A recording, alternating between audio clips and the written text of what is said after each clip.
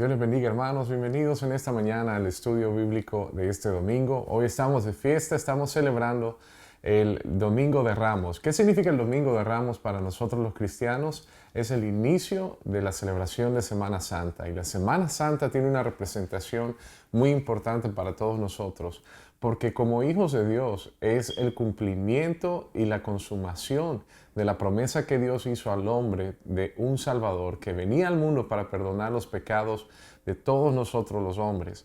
Entonces, hoy quiero que me acompañe, por favor, en el Evangelio de San Mateo, capítulo 21, y vamos a estar leyendo del versículo 1 en adelante, para que podamos conmemorar esta entrada triunfante de nuestro Señor Jesús a Jerusalén. Tuvimos hace muy poco, el año pasado, en noviembre, para ser exactos, la oportunidad de estar visitando la hermosa ciudad de Jerusalén, y sin duda que es una de las vistas más hermosas que hemos tenido, ¿verdad? De las experiencias y las vistas más hermosas que hemos podido contemplar. Y cuando vemos la narración de la entrada a Jerusalén, no podemos nada más pasar por alto este evento, sino que recordamos aquel hermoso momento donde íbamos entrando, ¿verdad?, a la ciudad de Jerusalén y pudimos ver sus murallas, pudimos ver sus pórticos, pudimos ver qué tan hermoso es ese lugar. Así que podemos imaginarnos y transportarnos al tiempo donde nuestro Señor Jesucristo vino a este mundo y entró a Jerusalén para poder Él así cumplir su promesa de vida eterna para con nosotros. Entonces, si vamos al Evangelio de San Mateo, capítulo 21 y versículos 1 en adelante, nos dice así la palabra de Dios. Cuando se acercaron a Jerusalén y vinieron a Betfagé, al monte de los olivos, Jesús envió 2 discípulos.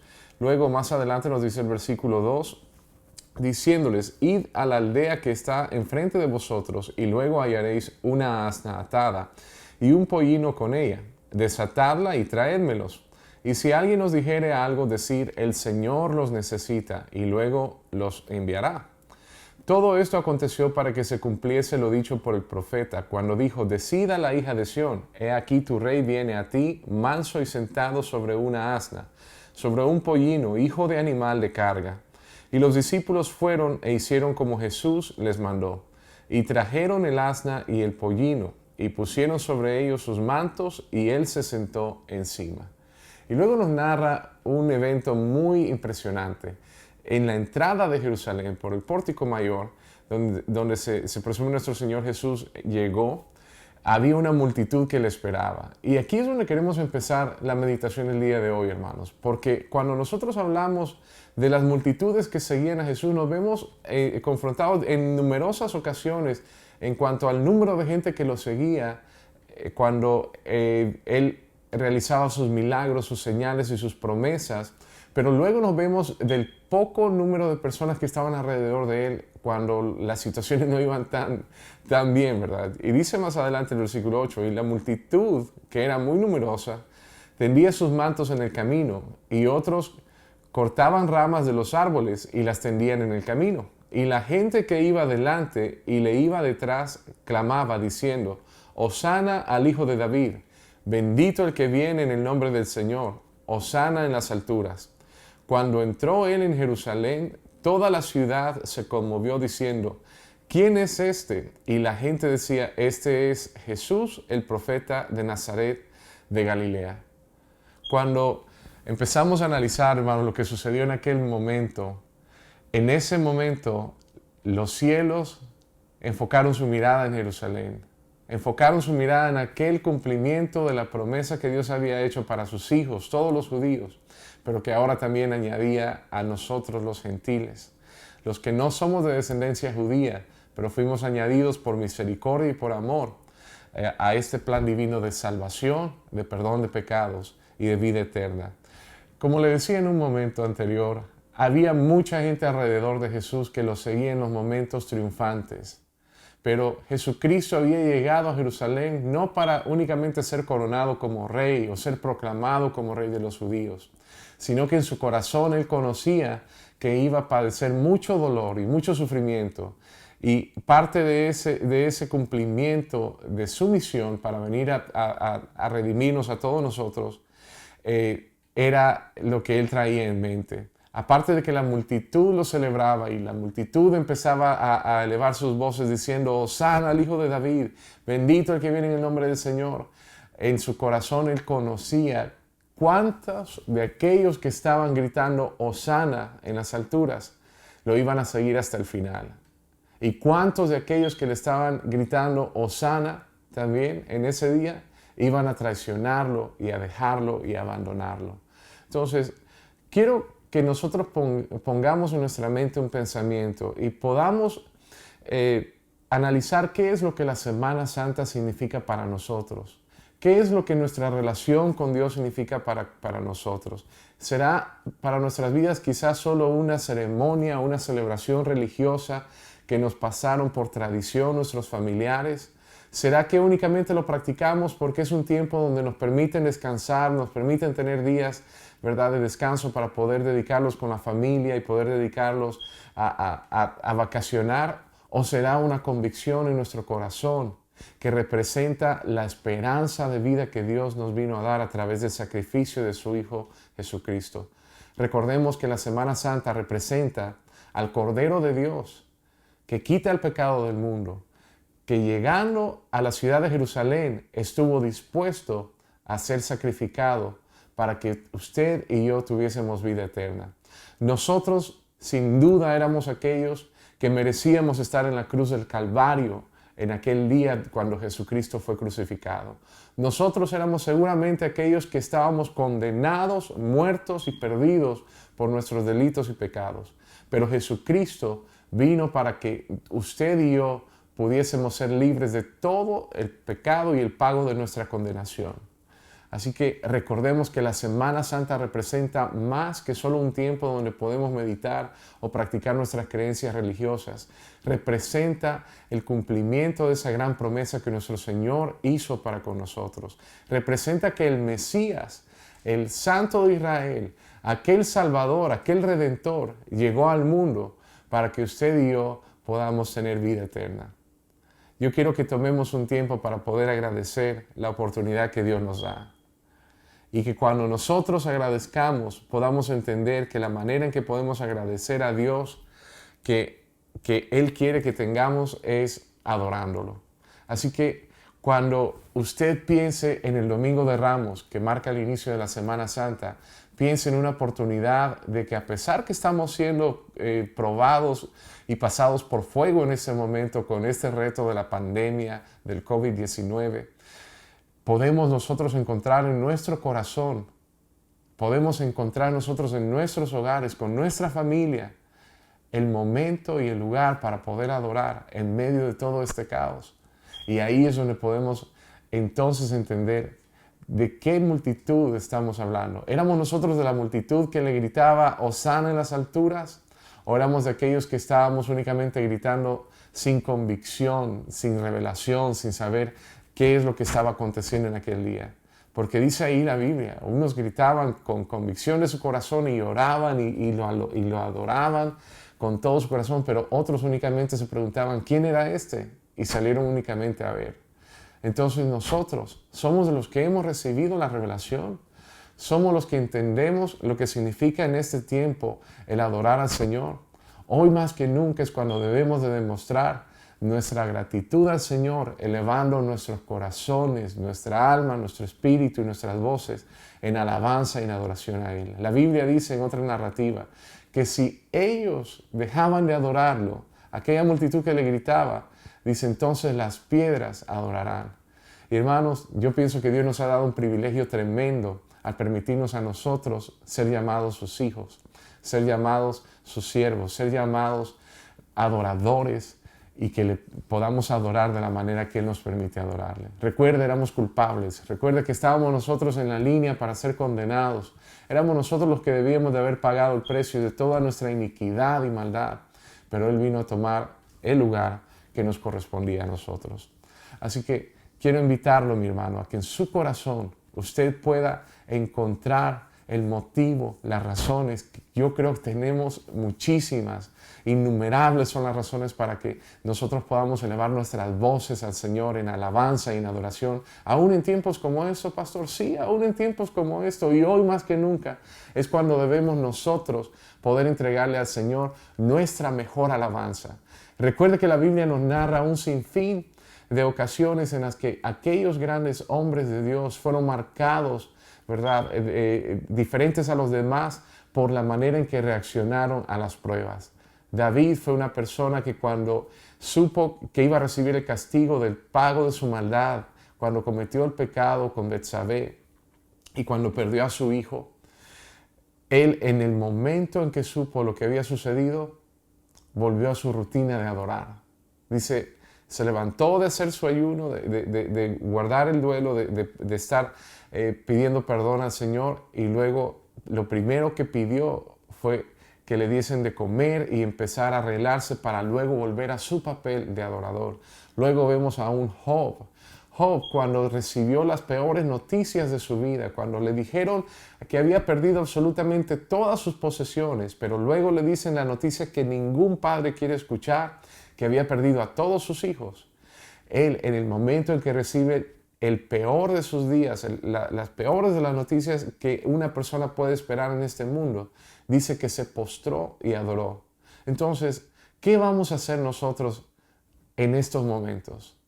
No podemos darnos a llenarnos del temor, a llenarnos de ansiedad, de situaciones que no nos pueden edificar, sino que nos van a destruir, sino que debemos en estos momentos, y más que nunca, hermanos, encontrar nuestra confianza en Dios, encontrar nuestra esperanza en Dios y encontrar los motivos suficientes por los cuales Dios nos permite seguir viviendo y por los cuales podemos adorarle. Así que yo quiero que con su familia usted pueda meditar en estas hermosas palabras y decidamos de todo corazón no solamente ser parte de la multitud que gritó cuando Él entró a Jerusalén, pero que podamos ser de aquellos que permanecieron con Él hasta el final. El discípulo amado, el apóstol San Juan, nos narra la Biblia que fue un personaje que estuvo con Él hasta el último momento. Y luego, aún después de la muerte y crucifixión de nuestro Señor Jesucristo, Él estuvo en el lugar cuando Él ya había resucitado y fue encontrado por el ángel y formó parte tan especial del ministerio de nuestro Señor Jesucristo y sus propósitos, que al final fue a quien se le reveló por medio del Espíritu Santo, fue traspuesto y llevado a la gloria de Dios para que mensajes que nunca se habían revelado a personas se le pudieran revelar a Él. ¿Por qué? Porque a los que esperamos en el Señor, a los que le seguimos de todo corazón y a los que buscamos sin ningún interés más que adorarlo, no porque tengamos necesidad, no porque estemos pasando una pandemia, no porque estemos pasando los tiempos más difíciles que quizá hemos enfrentado en décadas, en generaciones, pero porque estamos en este momento dispuestos a atender al llamado de un Dios que nos ama y nos invita a venir con Él. Yo quiero que me acompañe un poquito más adelante en el mismo Evangelio de San Mateo, pero ahora en el capítulo 22. Todo lo que estamos viendo alrededor nuestro, mi hermano, no es únicamente más que un llamado de Dios para todos nosotros, para que podamos acercarnos. Aquí nos narra la parábola de las fiestas de bodas y nos dice en el versículo 1 del capítulo 22 de San Mateo: respondiendo Jesús les volvió a hablar en parábolas diciendo: el reino de los cielos es semejante a un rey que hizo fiesta de bodas a su hijo y envió a sus siervos a llamar a los convidados a las bodas, mas estos no quisieron venir.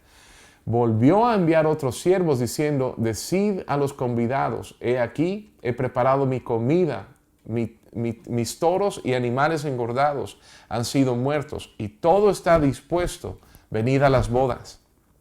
Mas ellos, sin hacer caso, se fueron, uno a su labranza y otro a sus negocios. Y otros, tomando a los siervos, los afrentaron y los mataron. Al oírlo, el rey se enojó y enviando sus ejércitos destruyó a aquellos homicidas y quemó su ciudad. Entonces dijo a sus siervos: las bodas a la verdad están preparadas, mas los que fueron convidados no eran dignos. Y luego dice en el versículo 9: id pues a las salidas de los caminos y llamad a las bodas a cuantos halléis. Y saliendo los siervos por los caminos, juntaron a todos los que hallaron, juntamente malos y buenos, y las bodas fueron llenas de convidados. En el versículo 11 nos dice, y entró el rey para ver a los convidados, y vio ahí a un hombre que no estaba vestido de boda. Y le dijo, amigo, ¿cómo entraste aquí sin estar vestido de boda? Mas él enmudeció. Entonces el rey dijo a los que servían, atadle de pies y manos y echadle en las tinieblas de afuera. Ahí será el lloro y el crujir de dientes, porque muchos son los llamados y pocos los escogidos. Así que vemos en esta narración, hermanos, el plan de Dios para con nosotros. Primero, nuestro Señor vino a sus hijos, al pueblo que Él había elegido, a Israel, a los judíos, a los hebreos, para cumplir su promesa. Cuando no encontró agrado dentro de su pueblo, Él decidió extender su gracia para todos nosotros, todos los que fuimos encontrados a la puerta de la ciudad, tanto malos y buenos, fuimos convidados a estas bodas. Pero lo que debemos entender de esta parábola, hermanos, es que cuando vamos a presentarnos a las bodas del Cordero, tenemos que presentarnos de una manera digna, de la manera en que Él está esperando vernos. Él viene por una iglesia sin mancha, sin arrugas, una iglesia perfecta, transformada por la obra redentora de nuestro Señor Jesucristo. Y por eso es que es tan importante que la obra de Jesús pueda ser manifiesta a través de su Espíritu Santo en nuestras vidas. No podemos únicamente hacer una práctica religiosa, una práctica cultural, todo eso de la Semana Santa, porque representa mucho más que eso. Para los que de verdad somos sus hijos, para los que de verdad hemos entendido el precio que se pagó por nosotros en la cruz del Calvario, para los que hemos entendido el plan y el propósito de Dios al Él cumplir su promesa de salvación, de perdón de pecados, podemos nosotros entender que todo esto que estamos celebrando es una conmemoración divina, gloriosa, poderosa del cumplimiento de Dios para que nosotros podamos un día estar juntamente con Él en su gloria. Así que yo le invito, mi hermano, a que no seamos de la multitud que gritaba sin entendimiento, sin convicción.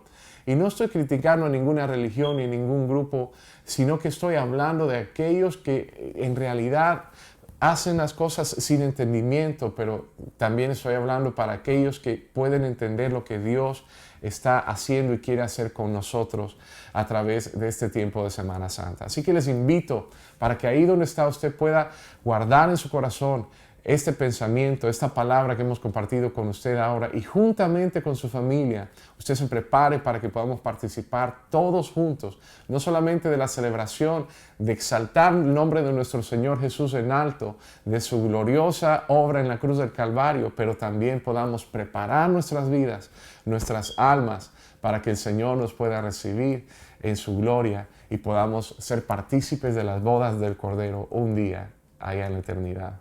Así que, hermanos, les bendecimos, les deseamos lo mejor de parte del Señor. Desatamos bendiciones desde lo alto para que aquí en la tierra ustedes puedan recibir todo tipo de bendición.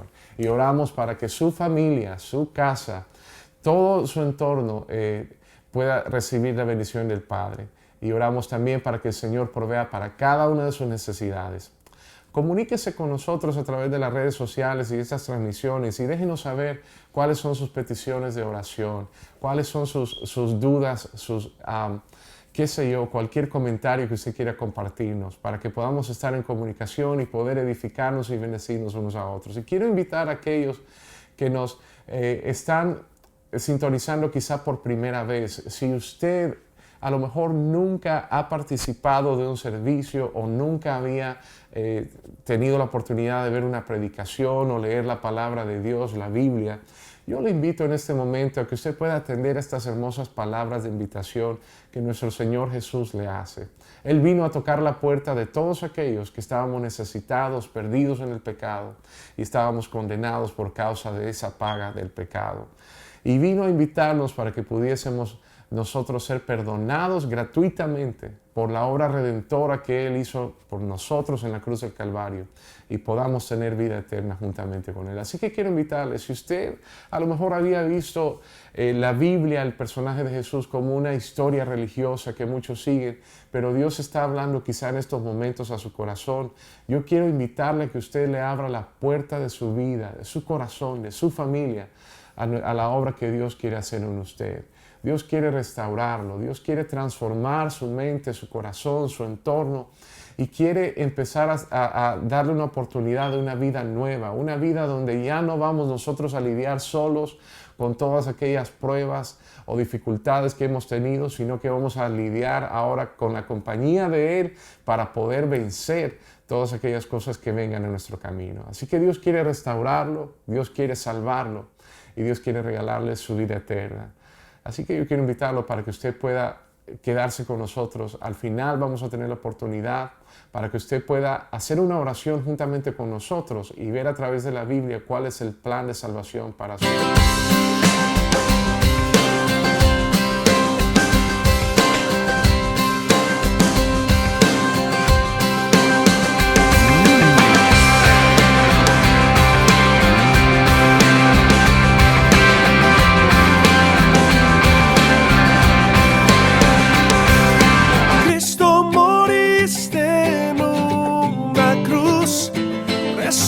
Resucitaste con poder, perdona mis pecados hoy, sé mi Señor y Salvador.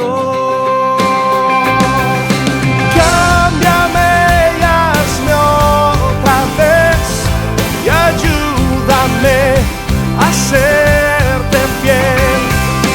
Cámbiame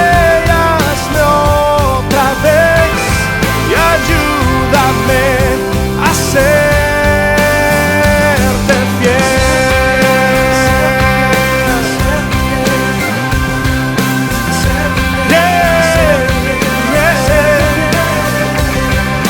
Cristo, moriste en una cruz, resucitaste con poder. Perdona mis pecados hoy, sé mi Señor y Salvador. Cámbiame y hazme otra vez y ayúdame a serte fiel. Cámbiame y hazme otra vez y ayúdame a serte fiel.